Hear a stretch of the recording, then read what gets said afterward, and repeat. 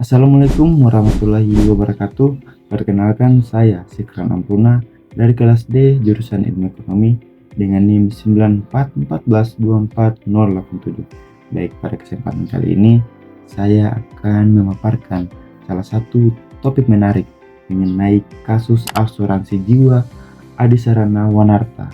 Baik, kita akan menganalisis kira-kira apa penyebabnya, apa risiko yang ditimbulkan, serta apa solusi yang bisa kita lakukan jika kita berada atau memposisikan diri sebagai seorang otoritas.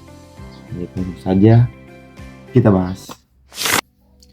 PT Asuransi Jiwa Adisarana Wanarta atau Wanarta Life merupakan perusahaan asuransi jiwa swasta di Indonesia yang mengalami gagal bayar klaim kepada ribuan nasabah sejak tahun 2020. Permasalahan ini terjadi karena kondisi keuangan memburuk dan tidak mampu memenuhi kewajiban pembayaran polis yang jatuh tempo.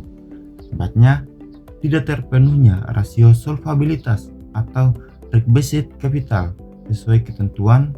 Akhirnya, izin usaha perusahaannya akhirnya dicabut oleh Otoritas Jasa Keuangan pada 5 Desember 2022 dan perusahaan ini masuk dalam proses likuiditas. Mengapa hal ini bisa terjadi? Ada 4 faktor fatal di sini. Yang pertama, solvabilitas yang rendah, di mana aset perusahaan jauh di bawah kewajiban kepada nasabah. Yang kedua, strategi investasi yang ceroboh. Mereka menempatkan dana pada instrumen berisiko tinggi demi mengejar keuntungan yang instan. Dan yang ketiga, adanya produk saving plan dengan janji bunga yang sangat tinggi yang membebani keuangan jangka panjang. Dan yang terakhir, ini masalah klasik. Lemahnya tata kelola, ada indikasi laporan keuangan dipoles sedemikian rupa sehingga kondisi aslinya tidak terlihat oleh publik. Jika kita lihat dari keempat risiko asuransi ini, kasus asuransi jiwa Adisarana Wanarta ini melanggar risiko investasi. Kenapa? Karena perusahaan terjebak dalam skema investasi yang tidak liquid, melainkan mereka menjanjikan bunga pasti kepada nasabah, tapi uangnya malah nyangkut di aset-aset yang nilainya anjlok. Begitu nilai investasi turun, aset perusahaan langsung tergerus drastis.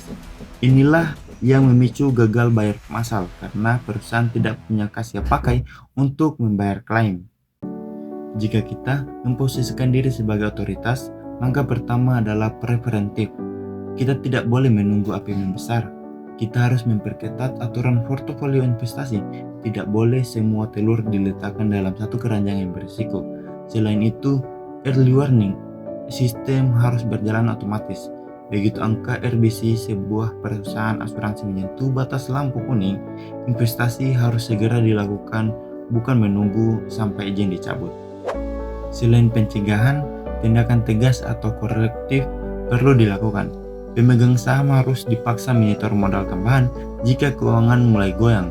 Jika ada indikasi kecurangan atau fraud, ini bukan lagi sekedar masalah administrasi, tapi masalah pidana. Kita harus memastikan bahwa dalam proses likuiditas, nasabah adalah pihak yang mendapatkan prioritas tertinggi untuk dibayar. Jadi kesimpulannya, kasus Wanarta Life atau kasus asuransi jiwa Adisarana Wanarta itu terjadi akibat kegagalan pengelolaan investasi yang menyebabkan penurunan solvabilitas dan krisis likuiditas. Risiko yang paling dominan dilanggar adalah risiko investasi, yang kemudian memicu risiko lainnya. Sebagai otoritas, solusi yang tepat adalah memperketat pengawasan investasi, memastikan kecukupan modal dan RBC, memperkuat tata kelola perusahaan, serta melakukan penegakan hukum yang tegas agar stabilitas industri asuransi tetap terjaga dan kepercayaan masyarakat itu tidak menurun. Baik, mungkin itu sekian pemaparan dari analisis sebuah kasus tentang asuransi jiwa Adisarana Wanarta. Lebih dan kurangnya saya mohon maaf. Assalamualaikum warahmatullahi wabarakatuh dan terima kasih.